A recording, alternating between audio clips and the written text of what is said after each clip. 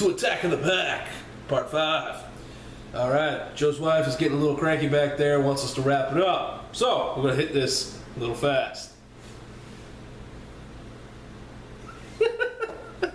Alright. We both may not be here for next week's episode, we may be dead. This may be our last words, so take them to heart. So if you don't see us next week, call the cops. You know who to tell the cops. Call the cops, call the FBI, call America's Most Wanted, call somebody. Yeah, we're screwed.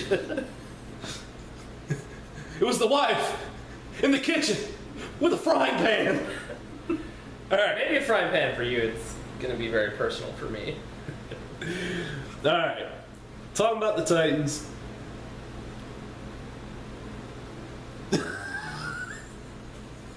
The Titans. Yeah, you think they roll with Zach? Don't worry, Joe. I can watch your back out of the corner of my eye. We may need the Titans for protections.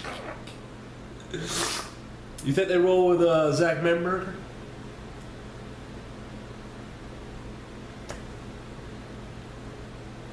Why not? I mean, he looked bad at times, but he looked good at times. Most of the time, he looked like a rookie. Why start over and have to go through all those rookie pains again when you could start with a foundation and build upon it? That's why I don't think Mariota's a good fit for the Titans. I think they should go with Zach. Should they look at adding a wideout? Right now, they have, I want to say James Hunter, but I know his last name's Hunter. They have Kendall Wright, that wide receiver. But not much else. So, should they add, I'll change it to, instead of a wideout, should they look at adding a receiving target, whether it be tight end or wide receiver in the draft, since it's a fairly deep draft at wide receiver and fairly shallow at tight end? No, man, they got Hakeem Nicks, Justin Hunter, Harry Douglas. Oh, it was Justin, not James. Justin. I mean, they did sign Harry Douglas, but, I mean, meh, that doesn't inspire anything. And then you got Hakeem Nicks, who just went for a 400-yard season last year. That doesn't really inspire anything. See the pattern here? Mediocrity. Exactly. Just because you sign some serviceable veterans doesn't mean you don't need that breakaway guy. No, I guess if the right person's available, get Zach some weapons. Yeah. Or whoever the hell you got quarterback. True. All right. Try out the Whitehurst. The perennial clipboard guy. All right. Ultimately, do you think they keep and pick at number 2, or do you think it gets traded away to somebody else in the Mariota sweepstakes? Traded away. Probably. Chip Kelly I'd deal up. I'd say they probably prefer to trade it away. The only way they actually pick there is if they're forced to pick because they don't get any trade partners that are offering something they're willing to take. All right, moving on to the Jags. Who is Bortles going to be more like? Blaine Gabbert or Mark Brunell? I'm not saying play style. I'm saying like success. Mark Brunell went to some playoff appearances, got to an AFC Championship game, and I think we all know what happened to Blaine Gabbert. I would say Mark Brunell. Even though his numbers say otherwise, I would have to agree. He looks like he could actually. He had abysmal numbers, but he got thrown in his rookie year with a abysmal team. Abysmal doesn't even start. I hate their fullback. I'm a running back for them on Madden, and their fucking fullback sucks. God, he sucks. Oh, I hate that guy. I hate that guy. But, yeah, their offensive line is pretty atrocious. Outside of Jake Matthews, or no, excuse me, Luke Jokel, excuse me. Luke Jokel, not Jay Matthews. But, shit. Yeah. Here's an interesting question, though. They have an interesting receiving corps. They got Marquise Lee. They got Alan Hearns. They got Allen Robinson. They lost Cecil Shorts. Here's the great mystery of their offense, though. Does Justin Blackmon ever come back and play in the National Football League? Because his contract, as I read today, is suspended, which means he still owes them 2.5 years. So he can come back 10 years from now, and he's still going to be a Jacksonville Jaguar. So it's not, is he going to be a Jaguar? It's, does he ever come back? As of today, he has not applied for reinstatement. And the Jaguars have said, we're going to go on planning to not have him with us.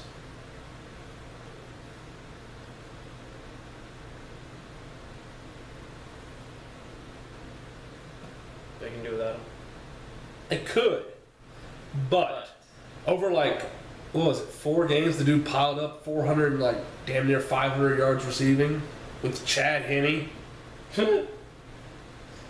He's a Michigan man. Poor Chad Henne. He almost went to a national title. I just want to see a healthy Denard back next year. That'd be nice. But that leads to my third question. Do they add a running back during the draft? Toby Gerhart didn't really pan out like they planned last year.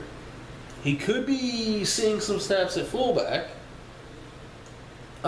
Do you think they add a running back to go with Denard Robinson's Lightning? Probably not. Probably a good idea. You need another. You need a more Jared bruising. Langford, David Cobb. Yeah, you need somebody in there that runs a little more power. Yeah.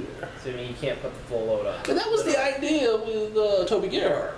But now I will say this: obviously, I didn't get to see many Jacksonville games because they're like fucking blacked out. They never come on TV. But I did see some preseason, and in the preseason, I saw some stupidity. Toby Gerhart is not the fastest guy. He's not going to outrun anybody to the perimeter. And they're sitting there and they're calling pitch plays. That guy should never be running outside of the tackles. He's pound up the middle. Yeah. It's like, you don't see Eddie Lacy running outside of the tackles unless he bounces it outside because it's jammed up. I mean, you know, if he's going on a swing or something and you throw it to him, that's a little different. But, I mean, Eddie may occasionally run outside of the tackles, but most of the time, if it's to the outside, it's like a slant play where the line just kind of moves, maybe runs right beside the tight end. But you don't really see Eddie doing too many pitches. Yeah. Because Eddie's a big dude. And he's not fast by NFL standards. Dude sure as fuck beat me in a foot race. But, You get that moving, yeah. Yeah, but speaking of which, hate to bring up old demons, but stop trying to juke people! Run them the fuck over! This will be the perpetual pound the table segment for Mr. Chest. Hey, we know he may not be fast by NFL standards, but we witnessed that He can burn. firsthand He can in burn Tampa people. Bay. He is deceptively fast. That 44-yarder he took down the sidelines. Yeah. He outran a D-back. Yeah, we were Jonathan Banks. But to be fair, on Madden, he has a higher speed than Jonathan Banks. He still outran a D-back. Jonathan Banks has like an 86 speed. He's got like an 87. So. That doesn't mean that DB's slow. But of course, he outran Mark Barron as well. Some other people. Sean Golson. Alteron Burner was on the other side. But, yeah.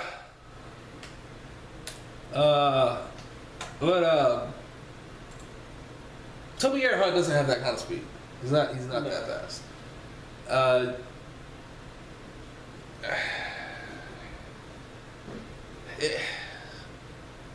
If you're gonna draft somebody else to be the big guy, Don't fuck up like you did with Toby and try to run the damn dude. No, we're gonna pitch it. No. Don't do that. But I hear they got a different offensive coordinator, if I'm not mistaken.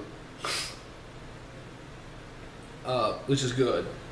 Hopefully he doesn't call those stupid ass plays. Speaking of calling stupid ass plays, glad Mike McCarthy gave up the play calling. Third down and 1. Let's go with a deep ball. Hallelujah. Nobody's gonna suspect it, even though we've done it like every game all season. 3rd and 1 from the opposing team's 44-yard line. Let's go end zone. But they'll never expect it. How about 3rd and 1 from our own 20? No. How about 3rd and 2 inches, basically, from our 20? Oh, and then we're just gonna punt on 4th. What? What? One more time for the kids at home. What? Can't wait till the season gets started and I can just start the show like this. Not talking about the Packers because, McCarthy gave up the play calling, but can't wait to see stupid shit and just be like. And in breaking news to end the segment, Mr. Chest has switched his loyalties to the Philadelphia Eagles. He lauds and praises Chip Kelly for his excellent decision-making in signing Tim Tebow.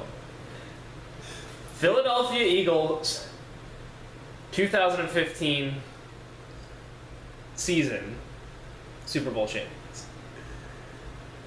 Man, why'd you have to go and drag... why'd you have to go and drag Tebow into this, man? It's Tim Tebow, man. I was tired of talking about him in 2012.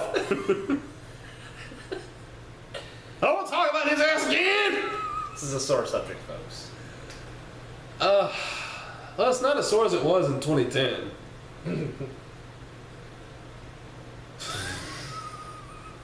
I guess that's what happens when you get used to something being shoved down your throat. Oh my. Down your ears and everywhere else.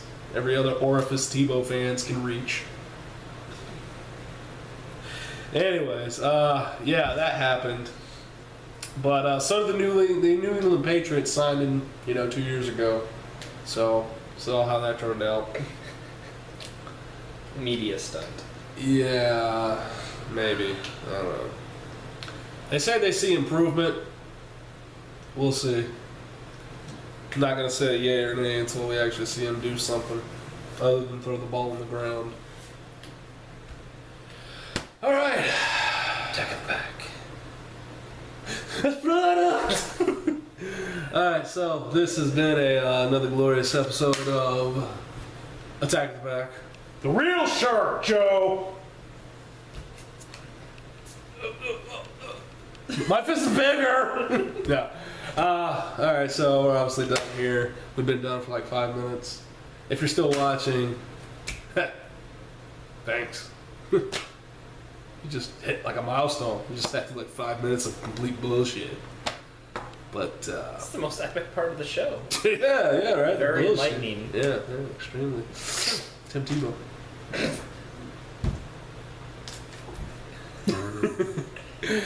Oh God, please don't bring that back. Anywho.